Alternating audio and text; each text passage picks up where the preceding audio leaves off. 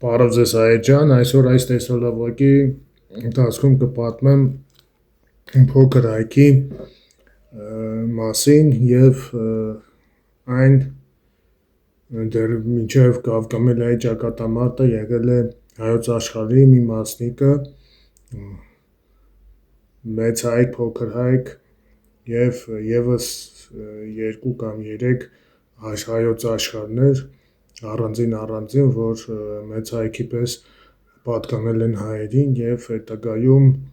առանձնացել են մեծ հայքին և հետագայում Տիգրան Մեծի ժամանակներից միայն մնացել է մեծ հայքը և փոքր հայքը իրենից նույնպես ներկայացնում է հայկական թագավորություն և հայկական տարածք, բուն հայկական տարածք է և ոչ թե այլ հունական կամ այլ ազգին պատկանող, մաքուր հայկական տարածք է, որտեղ հետագայում պոնտական թագավորությունը գրավելով փոքր հայքը այն դարձնում է հունական, բայց հենց պոնտական թագավորությունը իրենից նույնպես ներկայացնում է հայկական թագավորություն, միայն այնտեղ ի տարբերություն մեծ հայքի, այնտեղ խոսում էին հունարեն, բայց պատկանում էին հայ ազգին և սկսեմ Ստրաբոնի հույն մատենագրի խոսքերով. փոքր հայքը ինչպես ծոփքը միշտ կառավարվել են իրենց իշխանությունը, որոնք մերթ եղել են մյուս հայոց մեծ հայքի բարեկամ, մերթ էլ իրենց գործերը վարել են ինքնուրույն, նրանց հպատակվել էին խալդայիները ու տիբարները, այդպես որ նրանց իշխանությունը տարածվել է մինչև Տրապիզոն և Փարնակիա և նախ ասեմ, որ հայոց հին գաղափարների համաձայն բոլոր տարածքները ունեցել են աշխարհներ, նշանակություն չունի մեծ հայքը իր մեջ ներառել է գավառներ, որոնք իրենցից ներկայացրել են 15-ից 20-ից 15 աշխարհներ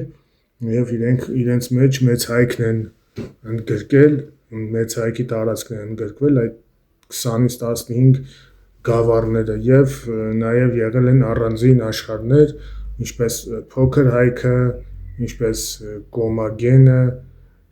և այլ տարածքներ, նրանք նույնպես առանձին աշխարհներ են եղել հայկական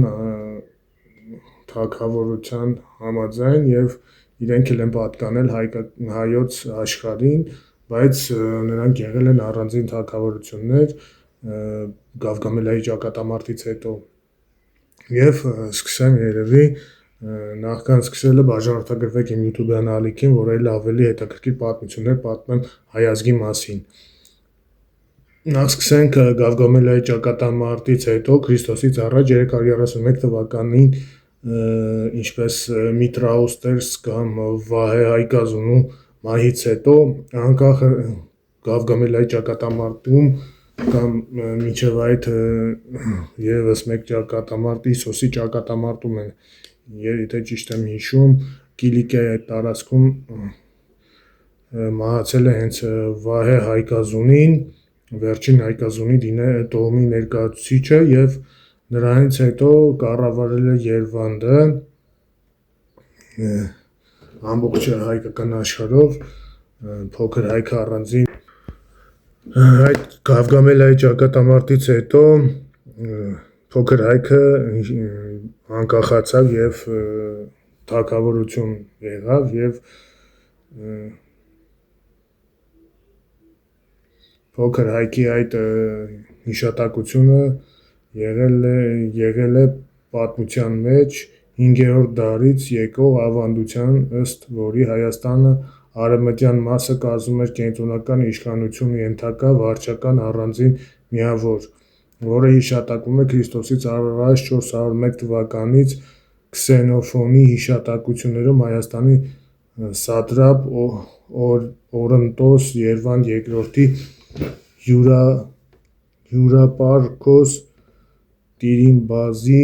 որը ենթարկվում էր նրան և երկրի արևմտյան մասի կառավարիչն էր։ Փոքր հայքի աղջկալե հնավայրից գտնված Քրիստոսից առաջ 3-րդ դարի երկլեզու հունարեն և արամերեն մի արձանագրություն վկայում է, որ փոքր հայքում որպես սատրապներ իշխել են Արիակեսը, որը Գավգամելիայի ճակատամարտից հետո ղեկավարել է հայերի կողքին մարտնչող կապադովկիացիների զորքը, ապա նրա որդի Օրմանոսը թերևս արամանյակը Իսկականը արամանյակն է հայկական ձևով և ես հայկականով կասեմ արամանյակ, վերջինս հաջորդել է նրա որդի, որը կրել է իր պապի անունը Արիակես։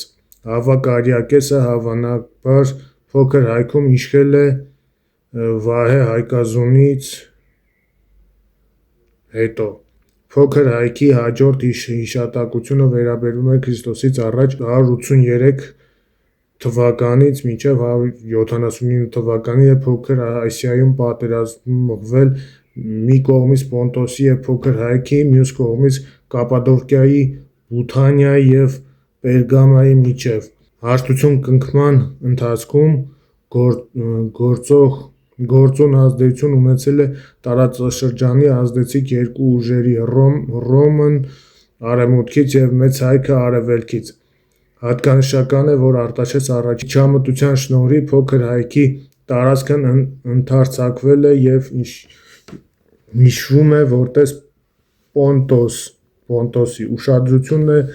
արժանի այն փաստը, որ այս դեպքերը կապակցությամբ Պոլիբիոնոս Արտաշեսին կոչում է Արմենիայի մեծագույն մասի տիրակալ, իսկ Փոքր հայքի առաջնորդ Միրադատին Արմենիայի սատրապ։ Փաստորեն Քրիստոսից առաջ 3-րդ դարում և 2-րդ դարի սկզբին քառորդում Փոքր հայքն անկախ էր, սակայն նրա առաջնորդները ավագ Արիակեսը, Օրմանոսը կամ արամանյակը, կրտսեր Արիակեսը Միրադատ արքայի փոխարեն կրում էին սատրապ տիտղոսը։ Սա թերևս պետք է բացատրվեր նույն Քրիստոսից առաջ 5-րդ դարից եկող ավանդույթով։ Հավասար անջատելուց և անկախանալուց հետո էլ Փոքր հայքի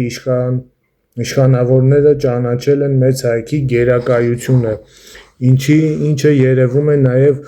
Ստրաբոնի վերոհիշյալ տեղեկություններից։ Քրիստոսից առաջ մոտ 112 թվականին Փոքր հայքի իշխանության Անտիոպատրոս Երվանդունին որդեգրեց իր հայրերի Պոնտոսի թագավորությունից փախստական Միրադատ և Պոտորի, նրան ժառանգելով թագավորությունը։ Այդ է պատճառը, որ Միրադատ VI Պոնտացին աղբյուրներում կոչվում է թագավոր Պոնտեոսի և հայոց։ Իմա թագավորության Պոնտոսի և Փոքր հայքի։ Հռոմի դեմ մղված Միրադատ III պատերազմի ժամանակ Միրադատ և Պոտորը պարտվեց, ինչի արդյունքում Քրիստոսից առաջ 71 թվականին Փոքր հայքը գրավվեց հռոմեացիների կողմից։ Քրիստոսից առաջ 68 թվականին Միրադատ VI-ը հայկական զորքերով ազատագրեց Փոքր հայքը, սակայն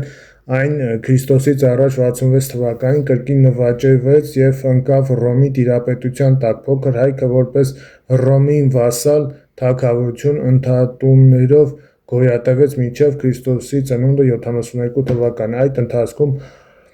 արժանահիշատակվում է Փոքր հայքի արքա Կոտիսի կառավարումը, որը 37 թվականին Հռոմից ստանալով Մեծ հայքի գահը ժառանգավորապես վերամիավորեց Հայաստանի երկու մասերը։ 72 թվականին Հռոմի կայսր Վեսպասիանոսը Փոքր հայքի թագավորությունը վերածեց հռոմեական պրովինցիայի։ Ավելի ուշ Փոքր հայքի տարածքը գտնվել է բյուզանդական վարչական միավորների կազմում, որոնք ևս կրում էին հայք կամ հայկական անվանում՝ առաջին հայք, երկրորդ հայք, ստորին հայք,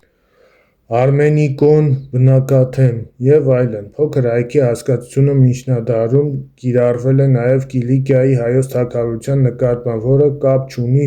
տեղական ավանդության ընկալման հետ։ Հայոց վերջին օծյալ արքա Լևոն 5-րդը որպես գահակա Լևոն 6-րդ Փարիզում գտնվող իր մահարձանի մակագրության մեջ անվանված է թագավոր Փոքր Հայաստանի։